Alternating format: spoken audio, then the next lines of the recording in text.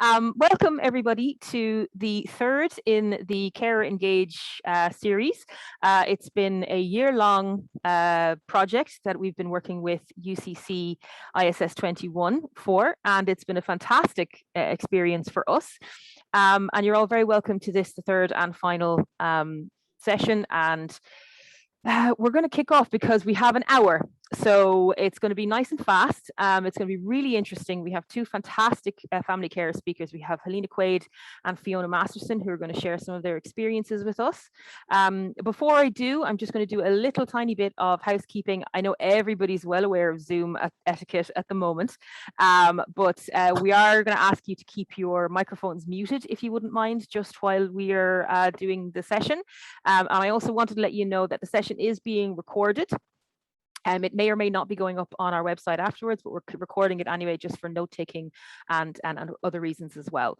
So if that's okay with everybody, I'm just going to move on to give you an overview of the previous kind of parts of the project, in order to give you a real sense, for those of you who maybe haven't been part of either of those two events or the research that we've done as part of this project, just to give you a bit of a sense of what the whole project is about, to really set the scene for what we're going to hear today. So I'm just going to share my screen. She says, hopefully, and hoping that all of the technology goes well. Yes, indeed. Excellent.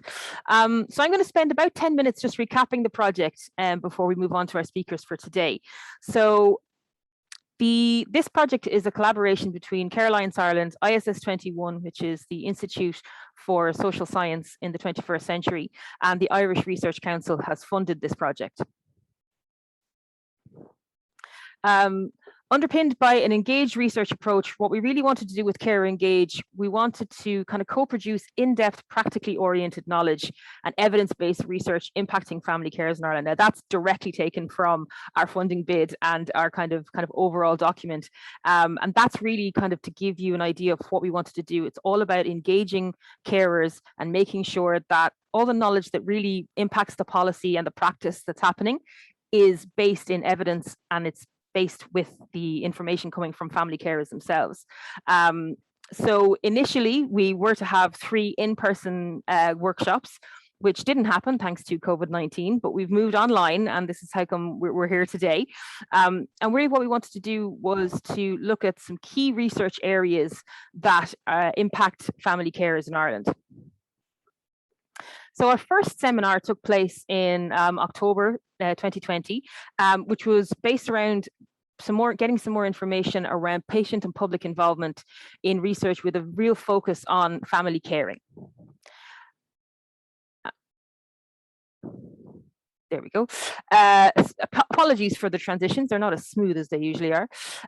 So we had 3 presentations on the topic of PPI in family care research. Our first was from Dr. John Salzberg in the University of Limerick. And the topic of that was meaningfully involving patients, carers, and other members of the public in health research. Our second presentation was from Dr. Dickie Dunn and Joe Bergen from Family Carers Ireland, and they spoke about reflecting on the development of the Family Carers Research Advocacy Network, a kind of a panel for PPI research, which is a really interesting development in the landscape here in Ireland. And then Aisling Harmon, who's a PPI participant in the past, she's an expert and she's also a family carer, and she gave us the family care perspective on those two, kind of a reaction to those 2 presentations. Those videos are available to watch on the Care Alliance YouTube channel, and that's the link for it there. I will be sending out these slides to you all, so don't worry about writing down links or anything like that. You'll get all this information after the seminar is over.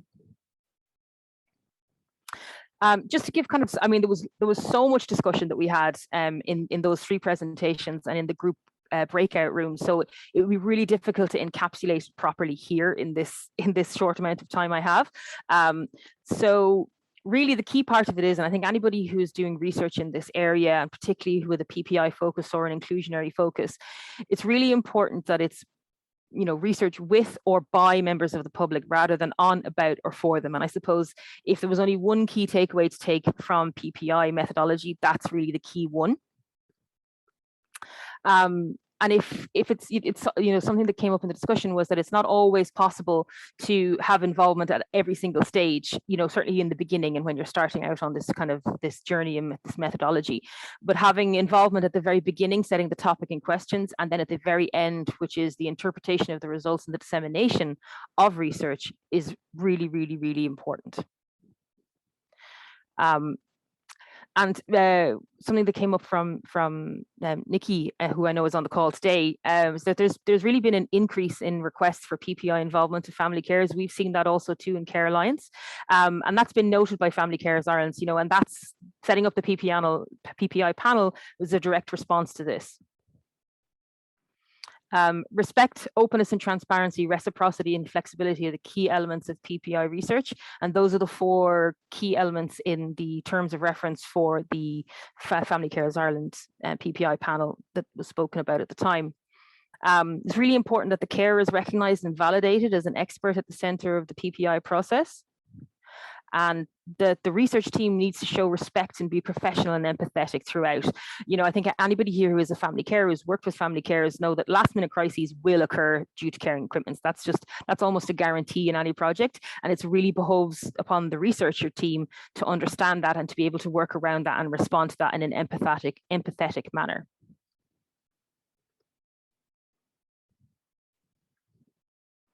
The next piece of research that we did as part of this was actually evaluating the National Carer Strategy. And so for those of you who maybe aren't aware, the National Carer Strategy is the main piece of policy that governs a lot of the individual bits of policy and legislation and practice for family carers in Ireland. And so this piece of research was undertaken by Dr. Maria Pierce. And the core motivation for it is that the National Care Strategy is outdated, and the programme for government includes a commitment to update it. So we really wanted to find out if the 42 actions that are part of that strategy are relevant in the 21st century. Well, it was drafted in the 21st century, but in this current climate, from the perspectives of key stakeholders, including family carers, policymakers, and service providers and researchers.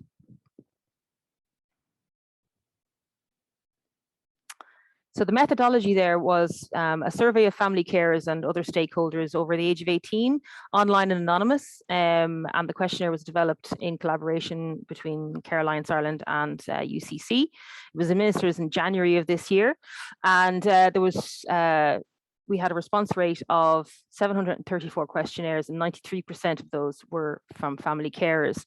And we had 3 parts to the questionnaire that you can see there.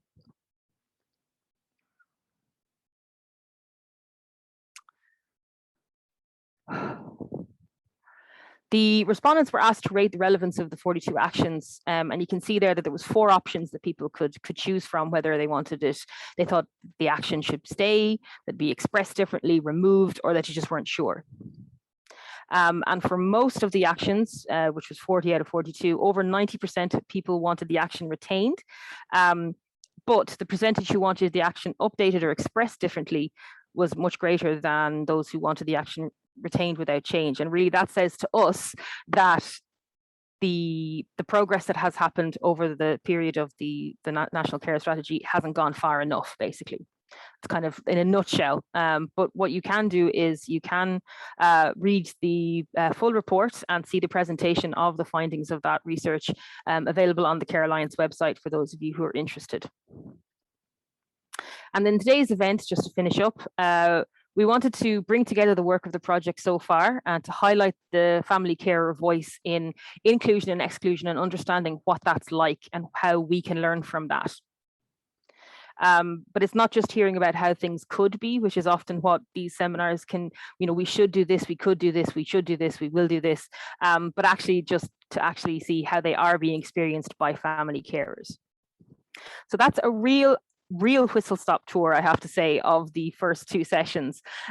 Very much, there's a lot more detail involved in if you'd like to read the reports and see the videos of the previous sessions, I think it would be really, really helpful to give you a much broader experience of what we've done. trying to get through all of that in 7 minutes or 10 minutes was, as you can tell, I'm a bit like, right, moving on. So actually what I will do is we will move on. And I'd like to invite Helena to speak a little bit for about 10 minutes on her experiences of family care, inclusion and exclusion. Hi everybody, and thanks Zoe for having me. I suppose I'll start by letting you know a little bit about myself. I'm married to Kevin, who was diagnosed with Lewy body dementia at the age of 53, and he was diagnosed with Parkinson's 3 years earlier, which I know on an aside, but I think it bears witness to say it. Because he was diagnosed with Parkinson's first, he was able to get disability in Ireland. Even though it's a European law that people with dementia are entitled to disability, they're not really. So Kevin was very lucky to be diagnosed with Parkinson's first. Then he was diagnosed at the age of 53 with Lewy body dementia. And as that, anybody under 65 in Ireland, of course, it's young onset dementia at age 53, but there are very little facilities in Ireland for anybody under 65 that have dementia. And even though there are care centres and, some people might go to a men's shed and something like that, at the time before his diagnosis, he was awfully unwell because his medications didn't suit him. He had a walking frame and he could go very few places anyway. However, over time, his medicines are suiting him much better and he no longer has a walking frame, he just has a walking stick. To get back to the topic of today, as chair of the Dementia Carers Campaign Network, I find that there is a huge difference and a huge positive outlook on research, even in the last few years since I joined the ASI. People can see the value in it and the valuable contributions us as carers can give. Now, I do find that there are some carers who won't become advocates and won't join research because they're afraid that they would be talking about their parents or their spouse and they would feel that they'd be breaking a confidence. However, I'm very lucky in that Kevin has no problem speaking openly about his condition.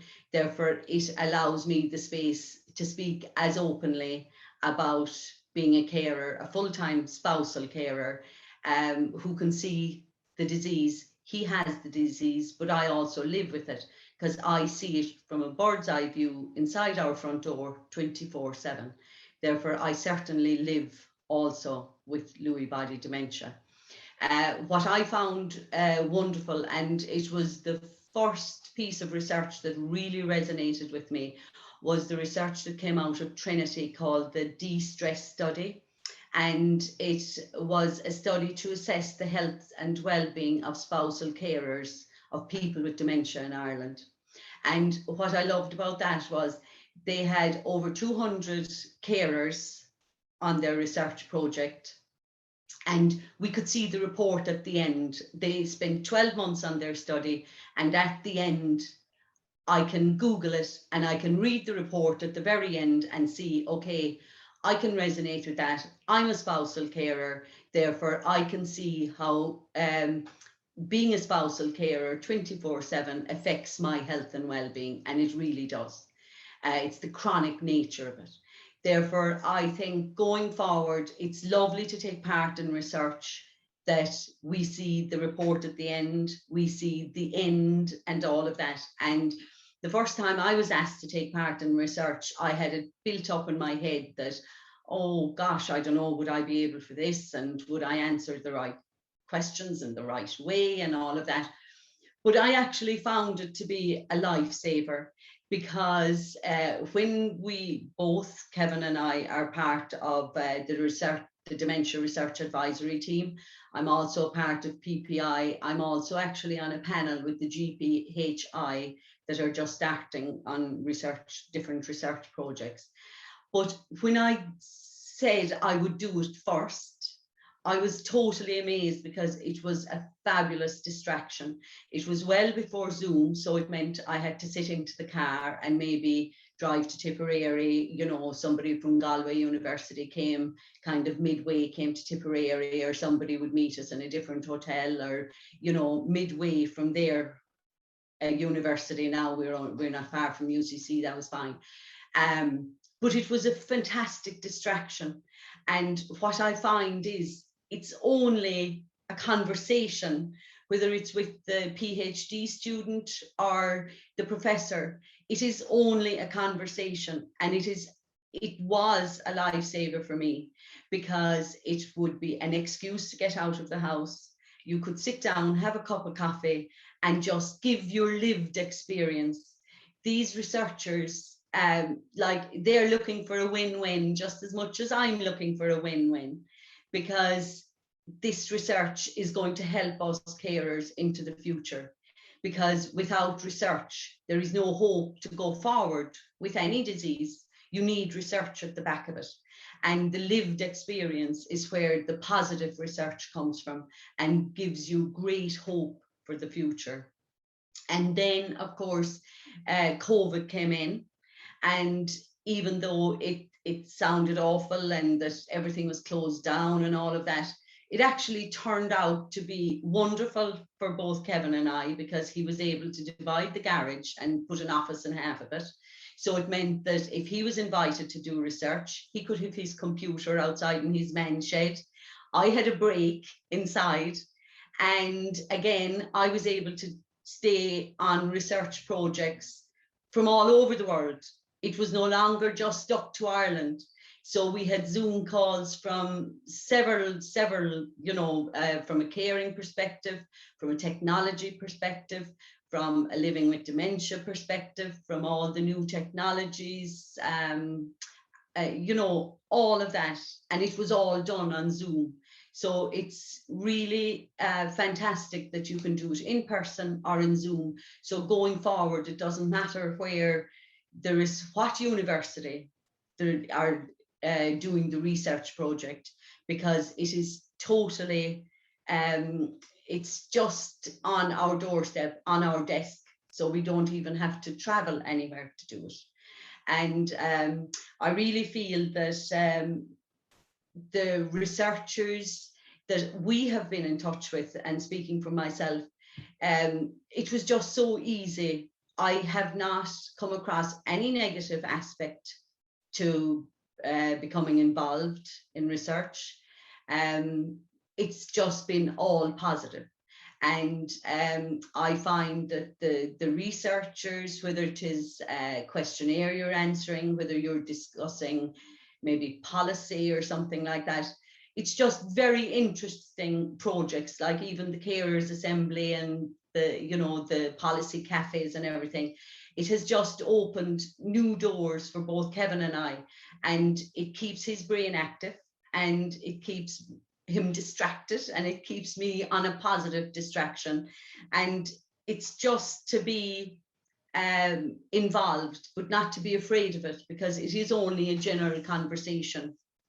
And I find that seeing the full picture of the lived experience from involving a carer on your research, the carer is the one that, especially, I'm only speaking as a spousal carer, that's my lived experience, but I see the person with dementia 24/7, whereas even we don't have any outside paid help.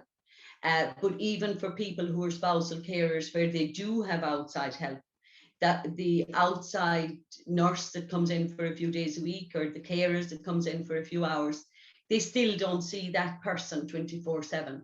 So they wouldn't have that experience to inform the researcher, to give the in-depth knowledge from behind the scene.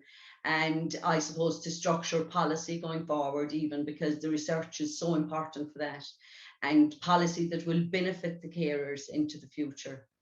But Zoe told me there was a question and answer session after this. So therefore, if any of you have any questions, you can ask me then. So I'll hand you back to Zoe. Thank you so much. So what I might do is I might just see if Emmy and Helena and yourself are ready to do the panel discussion. I'm going to assume that you are. So what I might do is you've heard from Helena and you've heard from Fiona. So what I might just do very quickly before we get into any questions and discussions, I might just invite Emmy to just introduce herself really briefly and not terribly briefly, you don't have to be too snappy about it. But I'm very cognizant now of Fiona, what you've just said about not being rushed. I was like, oh no, I really hope I haven't been asking people to rush. My goodness. But I might get you to do that, and then we can have a chat between us. So Emmy, over to you. Thanks very much, Zoe. And before I introduce myself, oh my God, that was just amazing. Helena and Fiona, I really, really enjoyed those talks. It was so good to hear your experiences and just to get that snapshot and a lot of things that as researchers we don't think of, you know. So it's brilliant to hear. So thanks so much for that. So my name is Emmy Racine. I'm the Programme Manager for PPI Ignite Network at UCC. So we're part of the National PPI Ignite Network. I know you've heard from John Salzberg in the first session of this series, and he's PPI Ignite at UL. So we're all working very closely, but I work in UCC as the Programme Manager. And PPI Ignite is all about building capacity for high quality PPI in research. We're, just as you were talking there, actually, Fiona, we're working on a number of different things that are kind of, you know, tie in with what you were saying. For example, the payment of PPI contributors and kind of establishing processes for that and building capacity and really helping researchers to do more of this type of research. And I think, you know, this project, the CarerEngage project, and this seminar is really what we're all about. So I'm delighted to be here. So thanks for having me. Oh, thank you. Really appreciate it. What I'm going to do first is I'm just going to actually quickly there's a few questions that popped into my head when I was listening to both of you talk. And I might actually say to Helena first, but by all means, you know, Emmy and Fiona, please do jump in. Helena, you mentioned that, you know, some carers can feel maybe a little bit uncomfortable about getting involved in research because they may feel maybe they're stepping over a boundary in discussing with a researcher or whatever it might be about the person that they're caring for. I mean, have you any ideas for how we can encourage people to join, but also to do it really ethically, that maybe you could kind of help them with those feelings of being worried or whatever it might be? Because I think very often those individuals will of course have something really valuable to say, and it would be a shame to lose those voices without figuring out a way around that. So Helena, maybe if you have any ideas first, and then we can go to from the carers I know, once it can be confirmed that it is anonymous and their names won't be put into any report, then they feel a lot more open, and so would I, because there's a certain as a spousal carer, there are certain things that I will edit. I will tell the fact of the lived experience, but I might leave out something just in case another person with Lewy body dementia may not want people to know this particular symptom or this particular symptom. And Kevin may never have mentioned that particular symptom. So I really am careful on that while giving as much of the lived experience as possible. What I give is factual. But I may omit little personal things. But I do find, speaking to other carers, that once it can be said and totally confirmed that it is anonymous, they're a lot more open. And once their spouse is okay with it. Because if the spouse doesn't want anyone to know that they have dementia, they don't want anyone to know their business, it is very difficult for the carer in that particular household to say, okay, I'm getting involved in research. But with anonymity, I think it works very well.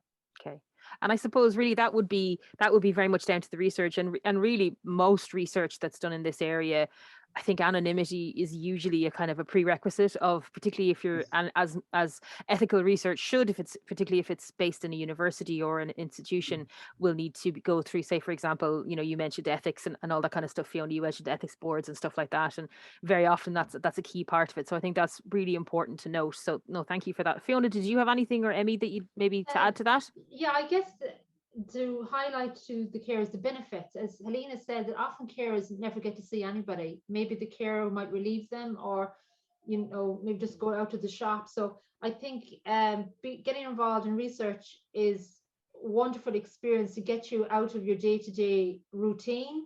And what are the benefits? You meet new people from around the country, maybe around the world. So really sell the benefits as well. And then from a confidentiality point of view, make them aware up front. If you're not comfortable, you can leave the PPI or the research group anytime you want. So tell them very clearly what's the setup for your particular research group. But the benefits are wonderful for carers. It gives them a breakaway, and they learn new skills. They learn about research and so on. And ethics is a huge part of research anyway. So as you said, so just inform them. And as long as they have all the information, then they can make the informed decision if they want to take part in the research or not. Yeah, great. No, thank you very much. Emmy, did you have anything to add to that? Yeah, I think that's a really interesting point. I suppose separating out kind of research participation, where researchers are asking carers for their experiences and collecting data on their participants, that's quite different then to PPI. With PPI and public involvement and patient and carer involvement, it's very much about asking people about their perspectives. I suppose that I would be thinking, if PPI is done properly, that people shouldn't be worried about disclosing confidential information or anything like that, because you're just kind of using your own experiences to inform the opinions that you have on the research, making decisions about what research is done and how research is done. So you're not being asked to disclose any information or any data or personal data or anything like that. So it's just to kind of be clear, I suppose, when people are being invited to become PPI contributors, that they're really being asked to be a partner in the research process as opposed to a participant. And I really liked Fiona's earlier point about kind of endorsing research. If you've had a good experience being involved in research or being a research participant, to recommend it to somebody else, because I think that's how more good research is going to be done, is that, if it's endorsed by your peers, it might be easier then to kind of volunteer and to kind of go with it and to have a positive experience. Yeah, no, absolutely. And actually, when Fiona, when you were saying that, actually, it was really interesting to hear you say that, it can be a bit awkward, maybe you said, I think it was, recommending research or recommending others to take part or volunteering others to take part in research. And I think as researchers, I think we can be a bit blasé. I know I have been in the past, where you kind of, in your ethical approval, whatever it is in your methodology, you just go, what kind of sampling? You just go, oh, snowball sampling, and you're just like, you just write it down. And snowball sampling is that idea of, you get one person, to take part, and then they'll recommend others who they know in that area, and so on and so on. And sometimes you think of it as just going, oh, that's just what will happen. But it's really important as a researcher to go, well, what are people getting out of this? And how can they be sure that, that whoever they recommend is a friend of theirs, or someone that they know, someone that they respect, and who respects them. And you need to make sure that you don't need to take that lightly as a researcher, I think, so that was a really interesting point. So thank you for that one, Fiona. We have a couple of comments in the chat.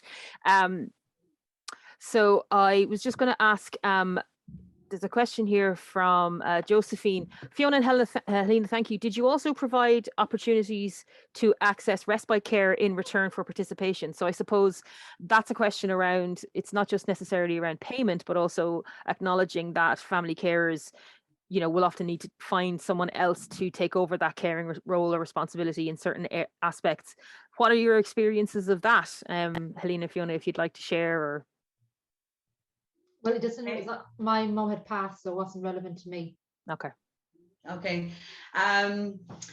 My problem with care, I suppose, again, I'll start at the beginning. About 3 years ago, Kevin has had a lifetime now for the last 15 years of in and out of hospital, very, very sick.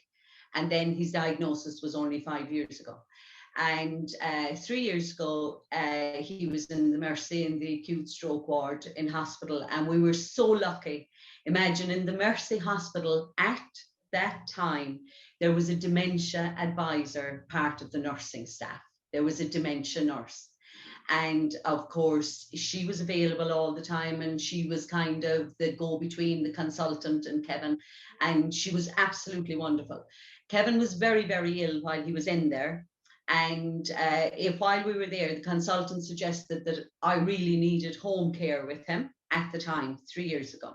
So the hospital got in touch with our GP, and the GP got in touch with our public health nurse, local public health nurse.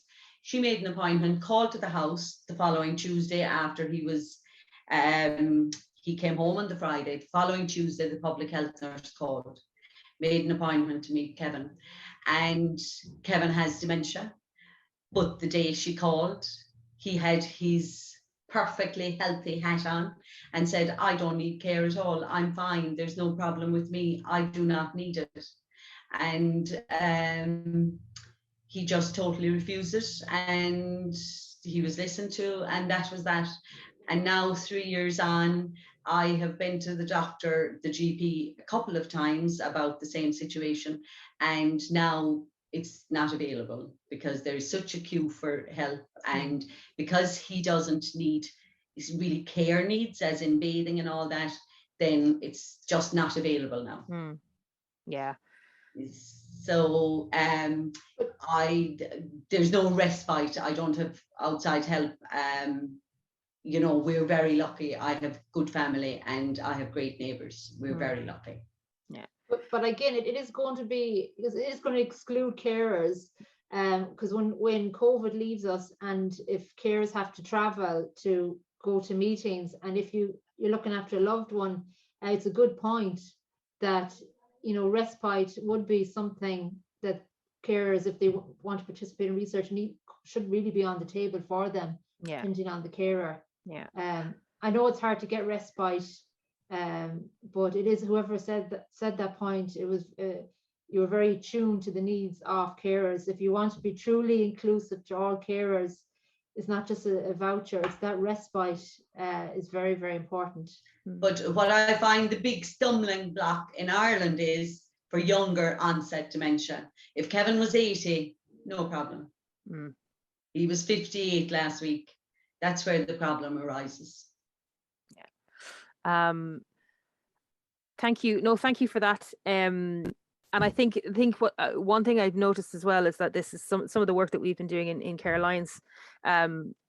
It's taken a while, but now we've seen coming through a willingness, I think, from funding applications when carers are being involved, is to actually have a budget for replacement care in those circumstances. So actually, it really pays for researchers to think about that from, as Fiona and both yourself and Helena and Fiona were saying, to think about carer involvement from the very, very start, from the first idea that a researcher has, or ideally that they hear from a family carer group themselves, and then develop it, is to have the idea of, we are going to need some way of ensuring that as many carers as possible can come and become involved, whether that's making sure that we have a budget for replacement care, whether or not that's making sure that we have a hybrid model so that people, if they want to come and attend the research meetings in person, they can, but if the way they can do it is actually from home using Zoom, some sort of a hybrid model, I think, would be really beneficial. So those are really, really good points.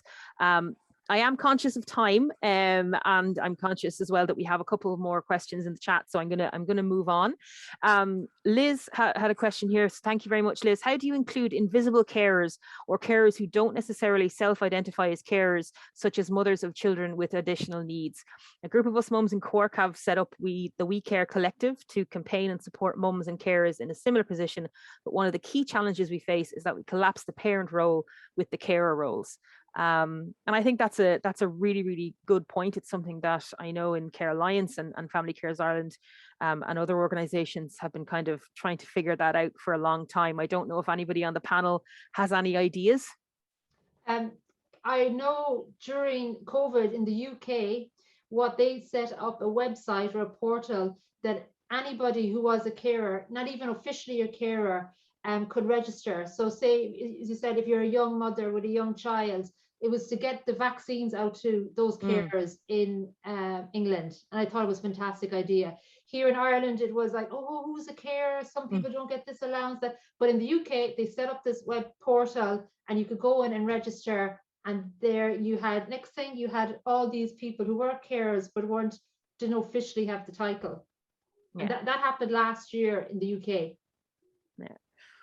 No, I think it's and unfortunately it's that could be a seminar topic all of its own, unfortunately. So I hope that's helpful. I just wanted to say that Nikki actually just put into the chat, which is a really good point. Family Carers Ireland ask all researchers to include a budget for replacement care whilst they are participating in research. So that's really good to hear as well. That and I think we're seeing a few more successes in that, which I think is really, really important. Just on that note as well, you know, funders are really keen for those types of costs to be included. And PPI is definitely, you know, a kind of a mechanism to kind of argue for it. If your PPI contributor said it's really important that we provide replacement care, then absolutely, you know, it needs to be done. And it's fantastic to have organisations like Family Carers Ireland who can facilitate that process, because it's not for the, you know, researchers and their perspective, it can be difficult to kind of process those types of payments, you know, whether it's a voucher being sent out or whether the, you know, person is registered as an employee or whether the payment goes straight to the you know, care that's coming in. It can be really difficult. So it's great to have Family Carers Ireland kind of, you know, helping in that process. Yeah, no, absolutely. It can be Nikki just made a final point. It can be a really tricky to get different financial, the way financial reporting happens in universities. It can be very, very tricky. You know, the researchers can have the best will in the world and it can just all, you know, get complicated unnecessarily. So listen, thank you so much, Helena, Fiona and Emmy, for your participation today. Really, really appreciate it. Thank you so much. What I'm going to do now is I'm going to hand over to Dr. Carol Kelleher from UCC just to make some final kind of remarks and to bring, I suppose, the project in some ways to a close. So Carol, over to you. Thank you, Zoe, and thank you, Fiona and Helena, for sharing your experiences today, and also thanks to Emmy and Zoe. I suppose maybe and also thanks to everybody who have joined us to participate in that seminar today. I suppose maybe just to bring it to a close, maybe just some of the thoughts or the threads that kind of inspired this project, but also we've tried to thread through each of the 3 seminars. And I always hear ringing in my ears the words of one carer in one of the first project with carers I got, and we were presenting the findings back, and there was a gentleman at the end of the room, and he said, "What will change?" And he was just so tired, and in some ways deflated, in terms of, you know, we can do this. And it was in relation to discussion that we were going to present the findings to some policymakers, etc. And I suppose, I think that question is really important. I think it's the question that both researchers and carers need to ask themselves when they get involved in PPI. You know, why does it matter? Does it matter? And if we do this, what at least might change? And I think from a researcher's perspective, if we can't answer why does it matter to carers, then what we are doing is an indulgence, and we are also disrespecting carers' time and even disrespecting public funding bodies that we have. What will change, or what might change, is also our ethical responsibility as researchers. And I think it would be great if carers and PPI panels could actually hold us to account really early on, and hold us strictly to account in terms of the research we do, so as to respect you know, carers' participation in this process. So I think for carers and researchers, they're very important questions. What matters?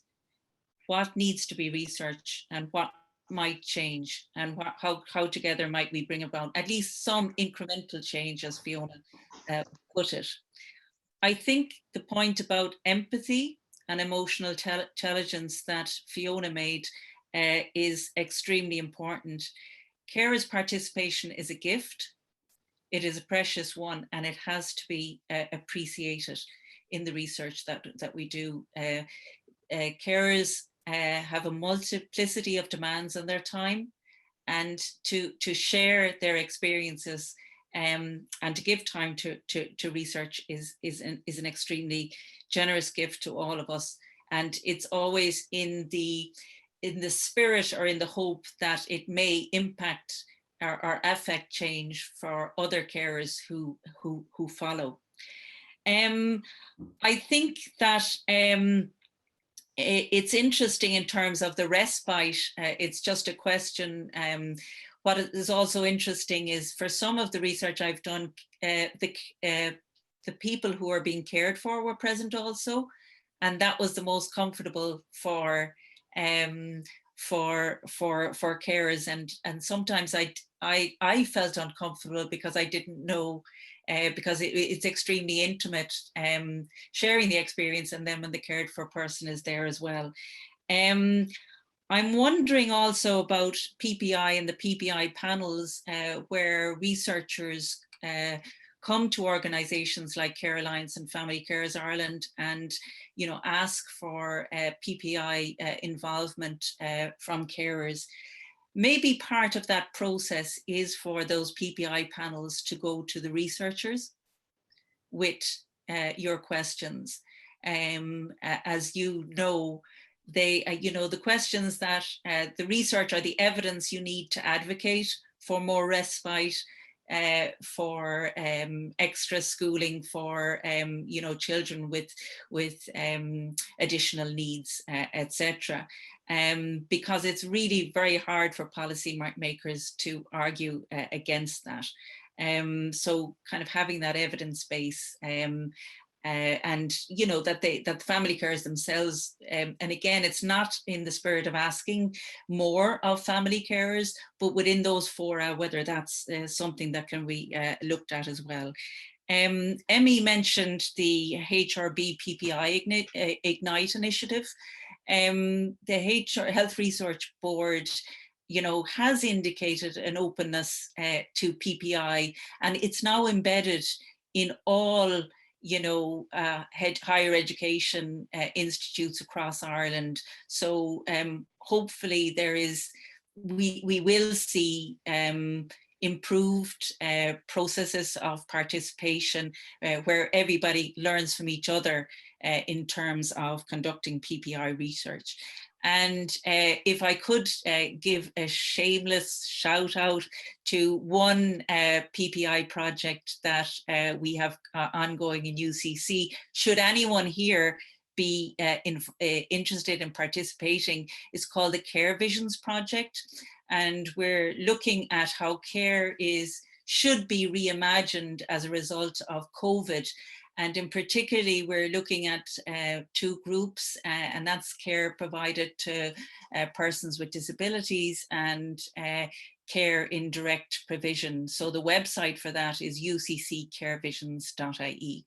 So to bring it to a close, I would wish to sincerely thank again Helena, Fiona, Zoe and Emmy, also Liam, and also all the participants and speakers in the last two series, and including then also Maria, who compiled our report in our second seminar. So all the presentations of the project can be found as well on the CarerEngage website.